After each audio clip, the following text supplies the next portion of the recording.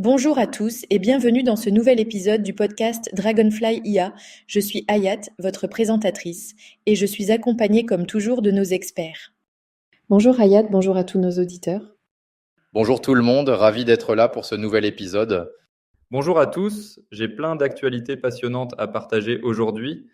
Alors commençons sans plus attendre avec notre tour d'horizon des dernières nouveautés dans le monde de l'intelligence artificielle. Théo, peux-tu nous présenter les principales actualités de la semaine ? Bien sûr, Hayat. Tout d'abord, WhatsApp prépare une assistance IA pour rédiger ou reformuler les messages sur leur application. C'est une fonctionnalité qui pourrait améliorer considérablement l'expérience utilisateur. Côté mobilité autonome, Pony AI a obtenu l'autorisation de déployer des robots taxis 100% autonomes à Shenzhen, en Chine.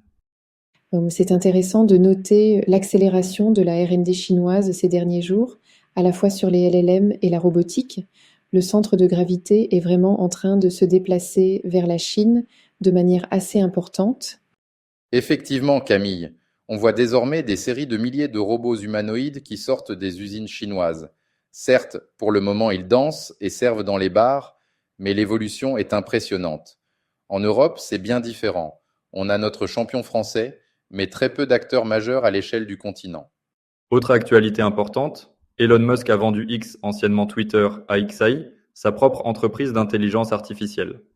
De mon côté, j'ai repéré que Google DeepMind a investi 600 millions de dollars dans la recherche de médicaments assistés par IA.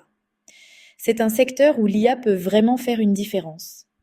À noter également qu'un symposium européen sur l'IA responsable a lieu aujourd'hui même. L'Union européenne y discute des solutions pour une IA plus éthique.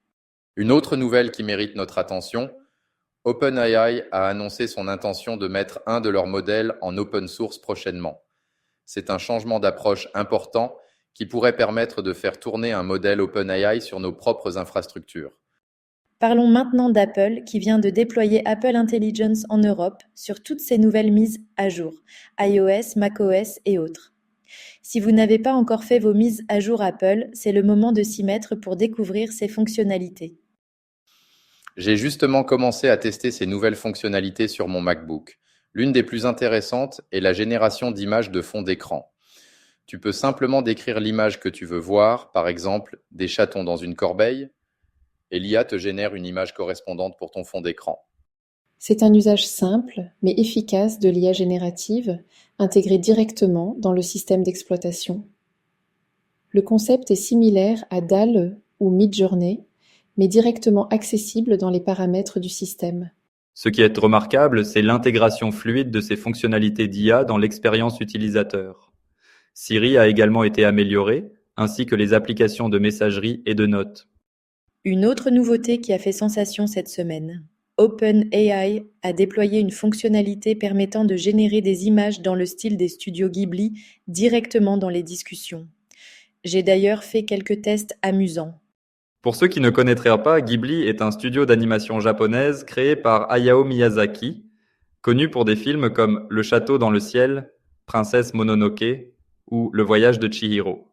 Exactement. J'ai essayé de générer des images de notre équipe dans ce style si particulier. Les résultats sont impressionnants, même si l'IA a tendance à prendre quelques libertés créatives. Ces images ont un charme indéniable. Ce qui est intéressant avec cette fonctionnalité, c'est qu'elle a connu un tel succès lors de son lancement qu'elle a provoqué une petite panne mondiale d'OpenAI. Les serveurs ont été littéralement submergés par les demandes de génération d'images. Ce qui montre bien l'engouement du public pour ces technologies créatives. D'ailleurs, un petit détail amusant, Miyazaki lui-même n'est pas du tout fan de l'IA, ce qui donne à cette fonctionnalité un petit côté ironique. Puisque nous parlons de création assistée par IA, j'aimerais vous présenter comment nous réalisons ce podcast que vous êtes en train d'écouter. C'est un cas d'usage que beaucoup de nos utilisateurs exploitent sur la plateforme Dragonfly. Effectivement, nous constatons que la création de podcasts est l'un des usages les plus populaires sur notre plateforme, avec plus de 100 000 crédits utilisés par mois, ce qui représente des milliers de minutes de podcasts générés. Le processus est assez simple. Nous commençons par enregistrer notre live hebdomadaire, puis nous utilisons un assistant spécialisé qui transforme la transcription en un script concis et structuré. L'assistant est configuré pour identifier les sujets importants, éliminer les répétitions et les digressions, puis organiser le contenu de manière cohérente. Il respecte également les voix des différents intervenants. Une fois le script validé, nous utilisons l'outil Eleven Labs intégré à notre plateforme pour générer les voix des différents intervenants. Tout cela prend environ une quinzaine de minutes, là où une production classique nécessiterait plusieurs heures de travail. Ce qui est intéressant, c'est que ce principe peut s'appliquer au-delà des podcasts publics. Il y a une vraie productivité à gagner pour les entreprises qui pourraient transformer leurs longues réunions en synthèse audio de quelques minutes. Imaginez pouvoir écouter un résumé de 6 minutes d'une réunion d'1 heure pendant que vous êtes en déplacement ou en train de faire autre chose. C'est un gain de temps considérable. Parlons maintenant plus en détail du projet développé par Mohamed. Peux-tu nous expliquer en quoi consistent ces outils de notes intégrés à la plateforme ?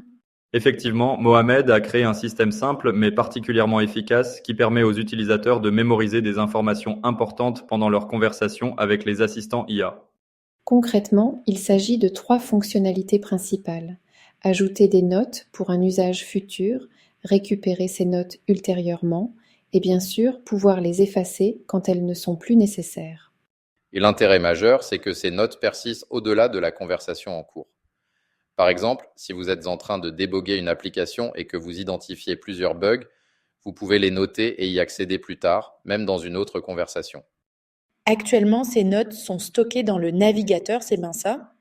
Exactement.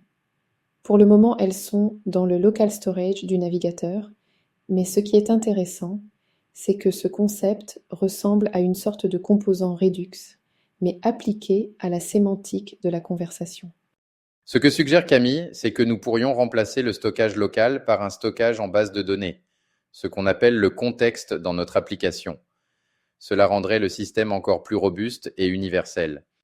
C'est un point crucial pour le partage de contexte et d'informations. Le défi actuel avec les assistants est que lorsqu'on sort d'une conversation, on perd toute forme de contexte.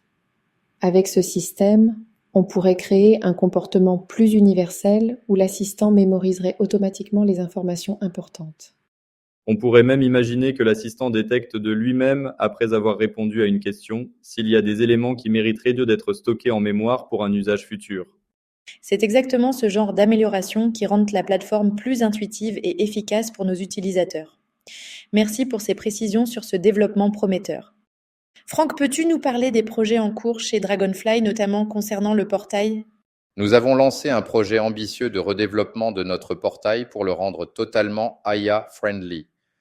L'objectif est de simplifier la complexité du code, d'automatiser les tests et d'améliorer la documentation pour que l'IA puisse interagir de manière optimale avec notre plateforme.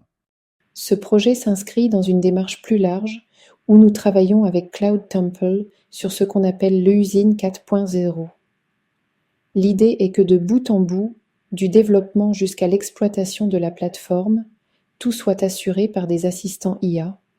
Notre ambition est qu'avant la fin du second trimestre, nous puissions démontrer qu'il est possible de développer, déployer et exploiter une plateforme comme la nôtre en s'appuyant massivement sur l'intelligence artificielle, avec bien sûr toujours des humains pour la supervision et l'orientation. Merci à tous pour ces échanges enrichissants. Nous arrivons à la fin de cet épisode du podcast Dragonfly IA. Une semaine encore riche en innovation et en développement, tant au niveau mondial que sur notre plateforme. N'hésitez pas à venir nous rencontrer pour découvrir tous ces usages et bien d'autres sur la plateforme Dragonfly. Nous proposons des rendez-vous personnalisés pour vous accompagner dans la découverte de ces outils.